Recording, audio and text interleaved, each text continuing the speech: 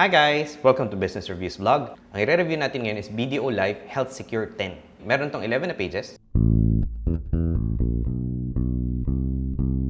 So yung i-review natin. So before na i-review, disclaimer.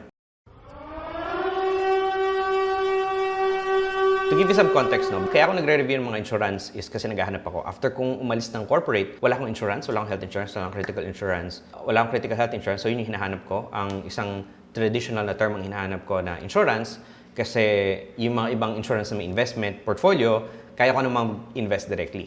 So kung katulad nyo ako na wala akong insurance at wala din kayong ibang critical illness coverage, mas maganda na kumuha kayo ng ganito as opposed to bibili kayo ng HMO or ng, well, prepaid pwede, pero depende sa inyo, or renewable term. In-explain ko na sa isang previous video kung bakit ito yung pinili kong type. Panoodin nyo yun kasi madami yung explain doon about insurance terms na nakakalito. Kahit yung kausap mong FA noon, litong-lito din sa akin yung kausap ko about it. Siguro kayo magulo. My conclusion is, better ang critical insurance, kaya yun yung type ng insurance na pipili ko. In-explain ko din sa video na yun. So, panoodin nyo yun. Page 1. Health Secure 10 is a critical illness and protection plan that provides coverage for advanced stage critical illness and death until 85. It also provides early and intermediate stage critical illness coverage during the premium payment period. This ensures that you have sufficient funds for treatment recovery to help you focus on getting better. Enjoy these benefits. Guaranteed critical illness coverage, where benefits are paid in lump if you are diagnosed with any of the 33. Sa kanila medyo konti, 33 lang. Oh, that's weird, no? Wala pa lang nakalagay dito yung 33 specified advanced stage illnesses, no? Hindi nakalagay. Guaranteed coverage for angioplasty, early stage, and intermediate stage conditions. May disclaimer pala doon, no? Which provide additional health coverage. Any payouts for these conditions will not reduce your critical illness coverage. So parang may bonus siya kapag nagkaroon ka ng early stage angioplasty or intermediate stage conditions. Guaranteed life insurance protect until age 85.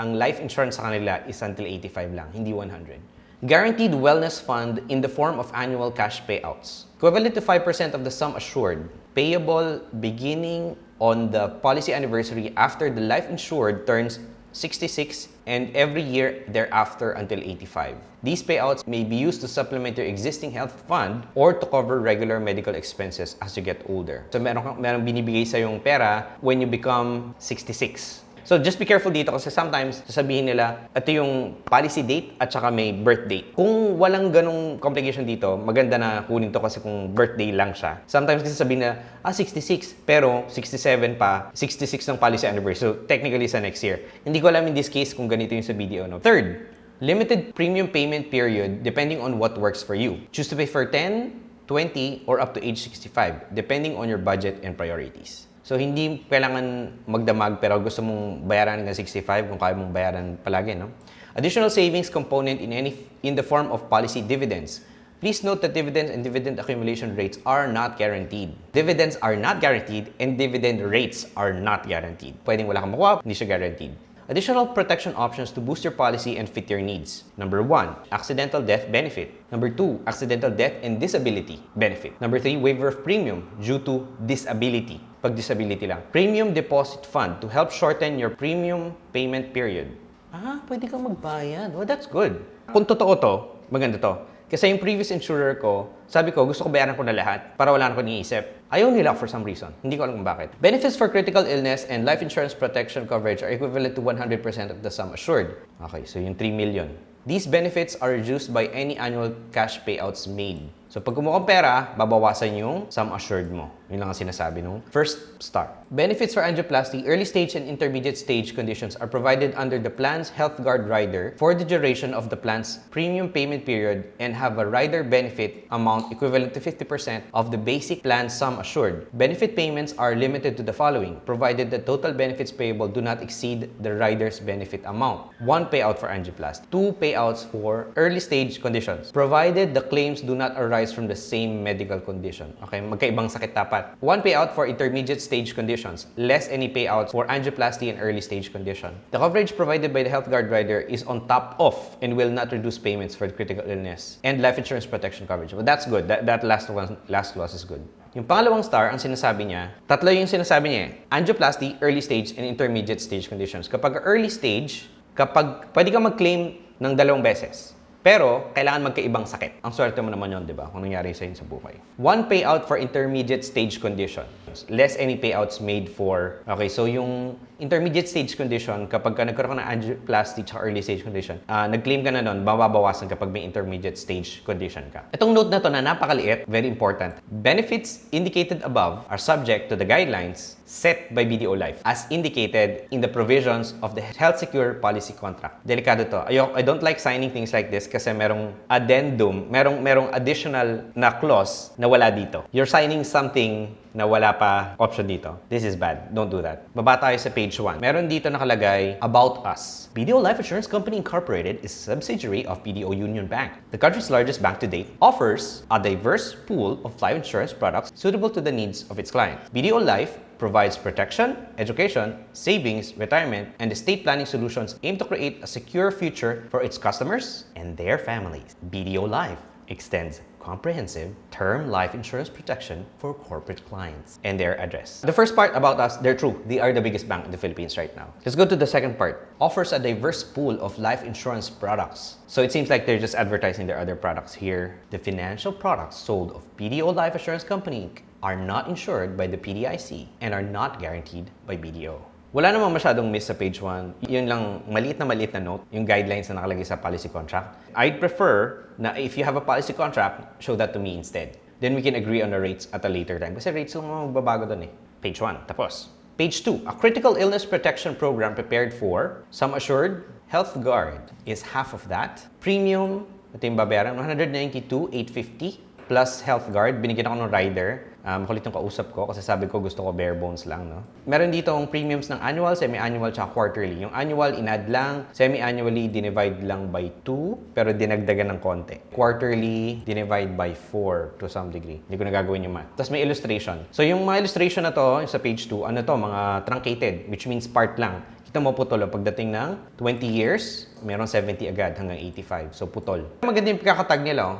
Gusto ko yung pagka-illustrate, but I prefer to use colors. Accumulation rate nila is 4.5% and 2.0%. May dalawang silang pinapakita dito kapag ka-living ka at kapag namatay ka.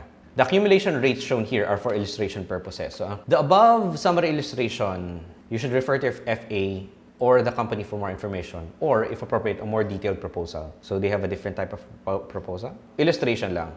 Yun lang sinasabi niya.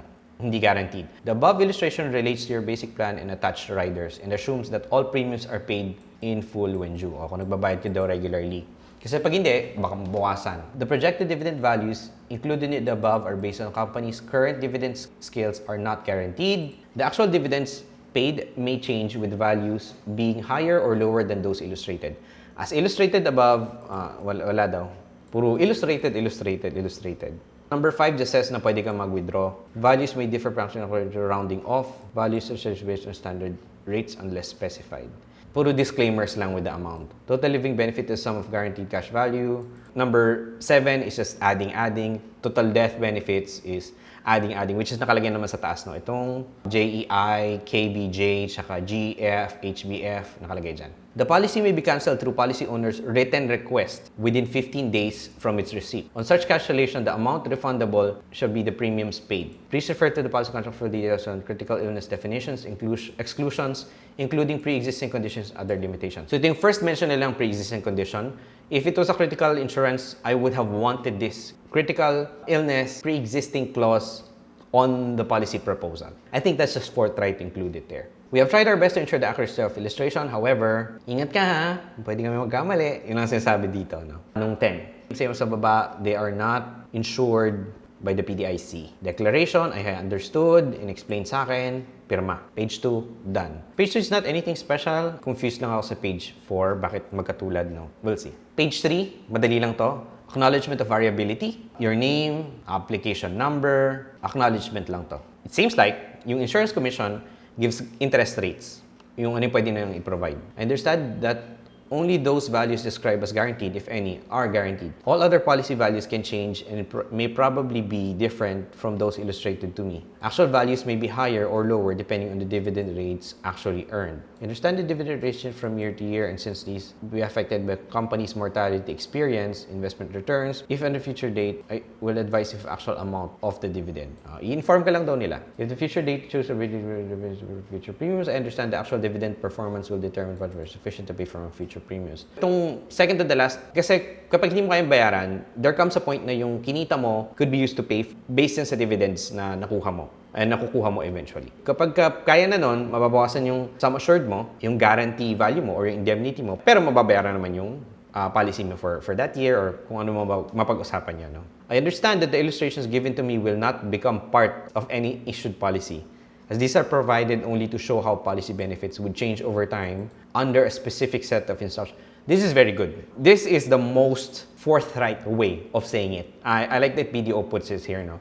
There's a very good lawyer who did this kasi you're coming into this agreement knowing na yung mga pinakitang numbers dito is wala, is BS. Under guidance ni IC or parang they think they had to do it or just standard template. They are not assuring that it will be part of your contract. Sinasabi dito na they change over time and may specific assumptions. Kumbaga meron siyang sa lahat ng pwede mangyari, kung ganito nangyari, ito yung makuha mo. Highly unlikely pa. Name, signature. Page 3, done. Page 4. It seems like it's also the same as page 2. To be honest, ito din yung isang problema ko sa previous na insurer ko. No? Ang gulo ng pages. Kahit ako nung binasa ko, magulo. Yun nga lang, pinasurrender nila nung kinancel ko. The names, the amounts looks like the same, pero may monthly. Quarterly is the same. May monthly lang. The formulas looks the same, and the disclaimers look the same. So wala na tayong titingnan masyado dito. Ang nagbago lang dito itong monthly premium. Yun lang napapansin ko. Checksum tayo. Okay, seems exactly the same.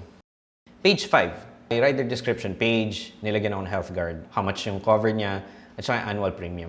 Yung mga riders na ganito, like kung kukuha ka ng critical insurance, might as well get all of them. Ako I would. Kasi late nung kinukuha mo, tapos malaking makuha mo, kapalit. Notes, this is an illustration only and not a contract of insurance. I think this is for the entire thing. Please refer to the actual contract provisions for full explanation of benefits. The amount of total premiums may differ from the total of the premiums payable to the policy due to rounding differences. Sinabi ko na ito before, kapag merong case na ganito, na hindi clear at may rounding differences, where will you side? It's just saying, this will happen, pero hindi clearly sinasabi, how will that impact me? At ano yung magiging agreement natin in case that happens. Kapag gumagawa ka ng contract for any customer or client or may gumagawa ng service, let's say may likely outcome, you come up with a clause stating na in case this happens, what do we agree to do? Mas magandang stated yun sa initial contract as opposed to, oh, let's figure it out along the way. I want it to be very clear, in case this happens, highly unlikely na we'd be telling you, hindi, we'll give it in your favor. Same disclaimer, signature, I confirm I've read and understood. Signature.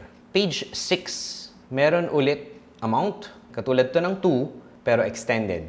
6, 7, 8. Ang difference lang, yung 6 at 7 ay extended. Pinapakita lang yung number sa'yo hanggang age 85. Madami silang sinayang na space dito sa page 2 kasi page 2 could include page 3. Ang page 3 is actually just the disclaimers din sa page 2. Pati yung mga disclaimers and signatures. So, hindi na natin masyado titingnan yung disclaimers at saka yung page. Pero if you guys want, check the policy scheme at the end of the video para makita mo yung per page. I also made a separate video just for the policy scheme. Kung gusto niyo lang panoodin yung matingnan yung contract pero don't want to listen to me, which is perfectly fine. Kung makakatulong sa'yo, I'd love to help you. Okay, page 9. Page 9, it seems like a POA, power of attorney. Power of attorney? Power? Why the power of attorney? Why the power? By the power of Grayskull.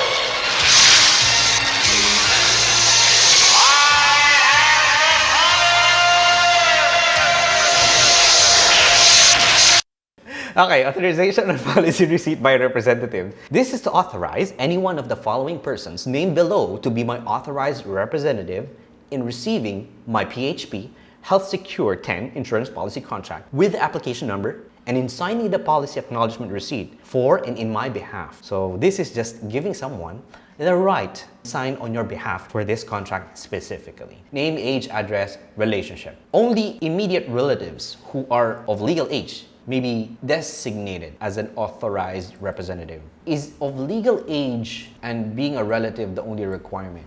I think there is a law of the land that says that they have to be of a sound capacity to do so. I'm not gonna get legal. It is understood that the 15-day cooling off period stated in the policy shall commence on the date of the signing of the policy acknowledgement receipt. During this period, I may exercise the right to cancel the said policy subject to the policy contract provision. I may exercise the right with a written letter. Old school, no? Letter? Write me a letter. Di ba pwedeng email na lang? And then pag hindi letter, hindi nila babalik yung pera mo. Ganun ba yan pag 15? That's annoying. Old people policies. Page 10. Summary of premiums and guaranteed benefits and illustration. Ito yung best na nakita kong illustration sa lahat ng nagbigay sa akin. Props to BDO, ang galing nila dito. Good job. Page 10, a critical illness protection program provided for. So ito yung amount na babayaran mo, pero wala yung monthly. Napaka-inconsistent ng monthly. Nawawala-wala. Pangalawa, benefits. So merong 4 benefits. 10 years lang ang health guard rider. Health secure and health guard benefits. Angioplasty benefits of 5%. It's 10%. A wellness fund paling 5%. 750 early stage condition benefit, 750,000, up to maximum of 2 times, provided the claims do not arise from the same medical condition. Less any payments from angioplasty. May nag-iba dito. Hindi ito nakalagay sa clause kanina. Pero dito nakalagay less. Tingnan natin kung nakalagay sa first page. Hindi nakalagay. So tingnan nyo dito sa page pa na. 2 payouts for early stage conditions. Wala nakalagay less. Dito may nakalagay less any payouts. Early stage condition, less dito or dito. Yun lang ang nakalagay sa summary, pero wala sa first page. Early stage niya mo, less dito or dito. Ito, less dito or dito. Ito, walang less. Inconsistent, minor problem. Pero it could cause problems and confusion. So, video, maybe you need to revise this. Guaranteed insurance protection coverage. Less any wellness fund annual cash payouts. Up to age 65. Okay, guaranteed wellness fund, paid yearly. So, magkano to? Times 150K. Coverage provided by the health card rider is on top of and will not reduce the benefits for health guard. Yeah. Pero ang health guard, 10 years lang siya. Oh, too bad. Yung sa ibang riders ng ibang proposal kasi, covered ka until 65, until 75, or kasabay nung life. Pero usually, yung mga riders, mas maiksi yung span.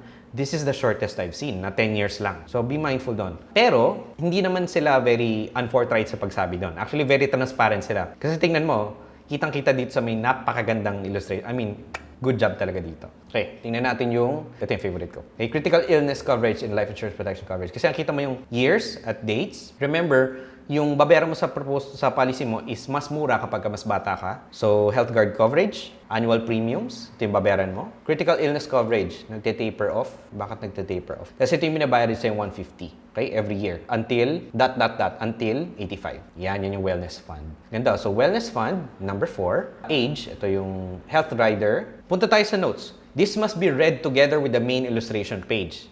Yes, you should definitely read the entire thing. The illustration above is for representation purposes only, does not form of the PH Health Secure 10 insurance contract. Please refer to actual policy contract for full details. We have tried our best to ensure the accuracy. Okay, baka magkamali, ingat ka lang. Okay, the Insurance Commission is the government office in charge of enforcement of all laws related to insurance and has supervision over insurance providers and intermediaries. It is ready at all times to assist general public in matters related to insurance. This is the first time I've seen this clause. This is great. This is another bonus for me. I don't think it was very explicitly mentioned that there is a governing body, government body, that where our taxes go, that controls them, which is good, has its advantages and disadvantages, but generally I think they're having a positive impact. Putting this here is actually very good. Declaration that you understood it. Important note, subject to the provision of the insurance policy and accompanying riders, the critical illness benefit shall not be payable if the critical illness results from any illness acquired or existing before or during waiting period of 180 days from the effective date of this rider or its last reinstatement. What does this mean? Pre-existing conditions, hindi covered. Ito yung pre-existing condition clause nila. I would have wanted to be somewhere else and a little bit bigger. Hindi yung after ng pirmahan na nandun. Yung order lang is like a bit off sa akin. But it's also good that they included it here. And then sabi nila kung na discontinue mo yung policy test, gusto mong activate ulit, magka-count ulit ng 2 years before ka i-qualify ng critical illness. So pagka mo ng critical illness insurance, actually, hindi ka covered agad. Merong 2 years na contestability period. So sabihin ng mga insurer na, kumuha yun, may sakit na yan. Diba? Pwedeng ganon. Depende sa sakit. May ibang mga sakit na nagde-develop over time at meron ka na before. Makikita mo yun sa medical traces sa size ng sakit and the rate it's growing, ganun. You can make an assumption backwards. That is page 10, my favorite page. Page 11. So if you've done any term, mga prepaid insurance or renewable terms, usually meron silang ganito ka-basic na mga underwriting questions. Underwriting is parang just a basis for people to assess your insurability. Underwriting questions about the proposed life insured. Other than for minor ailments are common cold, flu, uncomplicated pregnancy, dental or minor illness, injuries from which you have fully recovered, and routine health checkup with normal results. Okay. Yun ang definition ng minor ailments. Other than for minor ailments, besides sa mga small-time na sakit, in the past 5 years, have you consulted or are you currently consulting or planning to consult any hospital, clinic, or doctor for any illness, injury, operation, treatment, or have you had abnormal results from ultrasound, mammogram, imaging scan, biopsy, pap smear, electrocardiogram, ECG, x-rays, blood urine tests, or have you been hospitalized for more than 4 consecutive nights? So yes or no lang. If any of those, itatag mong yes to or no. So sa underwriting team usually, pagka minark mo tong yes, tinatabagan namin. Tapos tatanungin, ano yung result ng ganito? Sino yung pangalan ng doktor? Ano yung number?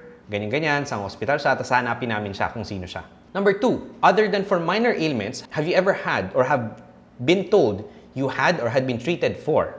Napagsabihan ka na ba? Nagkaroon ka na ba? Napagsabihan ka na ba? Or na-treat ka na for cancer, any heart disease, or disorder ng heart, stroke, high cholesterol, high BP, liver, including hepatitis B, carrier, and hepatitis C, kidney, lung, or respiratory disorder, diabetes, brain or neurological system, blood disorder. Other disorders of muscles, joints, bones, thyroid, reproductive system, immune system, stomach, intestines, and bladder. Walang spleen. Any disease of the ear, eyes, nose, throat, spine, muscle, or any kind of disability. So kung may treatment ka for any of those, itatag mo to as yes. Number 3, have either of your natural parents or your brothers or sisters, living or dead, suffered from diabetes, heart disease, including heart attack or valve disorder, stroke, kidney disease, cancer, or any other hereditary disease, such as Alzheimer's disease, motor neuron disease, etc., before the age of 60. Kapag yung mga magulang mo, mga kapatid mo, nagkasakit ba ng ganito? Ito, I think they're looking for something genetic. Has any of your application or reinstatement of life or critical illness insurance ever been declined, postponed, or accepted with adverse special conditions, such as mas mahal ang binayaran mo, extra premium payable, or exclusions? Hello po, nag-a-apply po ako maging boyfriend. Hello, ikaw ba yung interview namin? Ano pa yung mga tanong? Nanligaw ka na ba before? May pinapag-break na ba sa'yo? May nag-restraining order na sa'yo? May nagpakulong na ba sa'yo? May tumanggi na ba sa'yo? Nagsabi sa'yo, nandiri daw sa'yo, ganun. Meron ba? Boss, bale, kay pag-break, hindi pa po, virgin pa po ako. Wala pa po akong experience. But I'm willing to learn. Pagka nag-apply ka sa ibang insurer, tapos dinecline, usually de-decline ka din ng iba. Or bibigyan ka ng mas mataas na rate. Details of yes, necessary. Disclosure, in accordance with the Insurance Commission Circular, your medical information will be uploaded to the medical information database accessible with life insurance companies for the purpose of enhancing risk assessment and preventing fraud. Once uploaded, all life insurance companies will only have limited access to your information in order to protect your right to privacy in accordance with the law. A copy of circular letter number 2016-54 may be accessed at the life insurance website at insurance.gov.ph. I didn't know this. So I know na merong kaming medical background database na pinagsasubmitan. I didn't know na Philippines may ganun din. It seems like they use it to assess your risk. I have not done underwriting sa Philippines. I declare that the answers I have given to me are, to the best of my knowledge, true, correct, complete, and I have not withheld any material fact that may influence or assessment or acceptance of the application for insurance. I agree that this form will be part of my application for insurance, and that failure on my part to disclose any material fact known to me may cause coverage to be rescinded. Complicated, no? First part, dapat sinertain mo daw na dalawa, wala kang tinago. Ang problem dito, sometimes may nakakalimutan tayo. Let's be honest. All of my health conditions is not top of mind. Alam ko may allergies ako, hindi ko memorize lahat ng allergies ko. Sinasabi nila na kapag hold mo yon, pwedeng hindi sila covered. This is dangerous for me. I agree that this form will be part of my applications for insurance. I don't like that. Kung meron tayong pirmahan, doon lang tayo sa isang pirmahan. Ito kasi sinasabi nila, pag binigyan ka ng dalawa, pwede mag-overlap yung statement ng dalawa. So mas less risk na isang document ang pinipirmahan mo. Mas maganda na anything here is useless and let's just go with the contract. Mas gusto ko yung ganong statement, no? Known to me and may cause coverage when issued to be rescinded. Okay. Rescind is parang return people to the state they were before the agreement. This is contestable kasi hindi ko alam how this happens. I've seen some companies na pag nag-act ng rescission, no? So for example, nag-claim ka. Sabi lang, hindi totoo yan. Nagsinungaling si policy holder. Ikaw, bumili, di ba? Nagsinungaling ka. Mag-rescind tayo. Babalik na ba nila sa yung pera mo? Not entirely. Nakita ko na nangyari to. Hindi binalik kasi sabi nila may operating costs kami. Which makes sense, di ba? Hindi mo naman maano yung lahat kasi meron sinayang mo din yung oras nila and all at yung processing na data nila, ganyan. Although binento mo na yung data mo sa kanila. Pinagkapirahan na nila yon. I'm willing to bet mga 50 pesos lang. Na yung rescission na yan, yung pag nag-rescind sila ng contract, hindi nila re-refund yung buong amount sa'yo. Yan yung hula ko. Hula ko yan hindi yan fact. Just be mindful. I suppose meron mga insurance companies na mabait at binabalik yung buong amount. Hindi ka na nga pinag-claim, so babalik nila sa'yo lahat. Pero syempre, kung certain years na nag-pass, ano yung agreement ng value? Wala kang agreement ng value, which means nag-depreciate ba siya or nag-appreciate? Sometimes pagka ganun, papakita na sa'yo, nag-decrease na yung value, blah, blah, blah. Nagamit na nila. Pagperahan ka na nila, the information mo, pati yung pera mo, nagamit na nila, di ba? Okay, signature. The answers given by the proposed life insured or owner in this application will not guarantee the approval thereof in any way. The company reserves the right to evaluate the application and or ask additional information as it may deem necessary. Authorization, so pwede daw, kahit may submit ka, pwede sila mag-decide na hindi tanggapin yung policy mo. Yun lang yung ang proposal submission mo at pwedeng hindi ka nila bigyan ng coverage. Yun lang ibig sabihin. Authorization to furnish medical information. So ito yung sa medical board. Medical information board. Hereby authorize, even abroad, any physician, hospital, clinic, insurance company, or any other institution has record of time my health to give to life BDO life insurance. The parent company and trust company's subsidiaries and all information about me with reference to my health, medical history, and hospitalization, advice, diagnosis, treatment, disease, or ailment. I also consent to personal investigation. A photographic copy of this authorization shall be valid as the original. What does this mean? You're agreeing with this last clause na lahat ng medical records mo, kahit sinong lapitan nila, papakita lang nila to, bibigyan sila ng access. This was one of the things we had to address with HIPAA. It has to be CPA, it has to be accessible, it has to be confidential, and it also has to be accessible, yung A sa CPA. We have to make sure na yung data mo, when it's needed, is accessible. So, kung na-ER ka, kailangan merong quick access sila as yung medical history nila. This is one of the biggest problems sa Philippines kasi wala tayong mga databases, no? There's a very big opportunity for us to do that. If somebody invests in that, grabe yung data na makuha nila. So, that's page 11. Summary. Will I buy this? Probably not. Number 2, health guard, 10 years lang. I don't like that. Number 3, magulo yung page. May page na magulo, no? Gusto kasi seamless experience. Ayoko na may mga paulit-ulit pages or ganyan. So, distracting sa akin yun. Minor, it's annoying. Number 4, I still prefer na yung contract lang ang, at hindi to form part ng, Number 5, very forthright sila. Very good job. Kasi I like na very forthright sila with sa mga inclusions nila, sa mga notes. Some could be better, like yung pre-existing condition, dapat ginawa nila mas malaki at somewhere dun sa common na disclosures. I like yung presentation nila ng page 10. Perfect. May mga na-sign na spaces. Again, that's minor. Who is this good for? Maganda yung pagkaka-underwrite yun. Actually, kung ako yung nasa underwriting team, I like how it's done. Seems like it covers the bases. Minsan, pag nakausap ng team namin, no, hindi pa nila alam na nandun pala sa contract. So, babasahan pa namin sila kapag may claim o yung claims team namin, tatanong ngayon, bakit hindi inalaw to? Ito kasi babasahin namin. Lalo na sa individual. Kasi sa may mga group, meron silang hospital or something like a clinic that explains it to them. Or may ibang provider or vendor that explains that to them. May chance. The price is very high, but the coverage is until 85. Pretty pricey. In terms of ability to pay, I think that's one of the things that bothers me a lot with BDO. Is kasi even if it was expensive, I had trust that they have the money to pay me. Will they qualify to pay me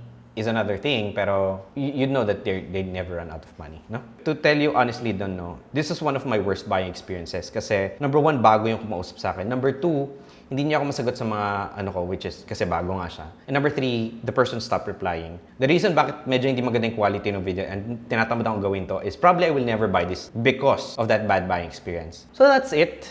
I think siguro nasa mid-tier to na magde-decidean ko, no? At this price, I probably, it's too high for me for this.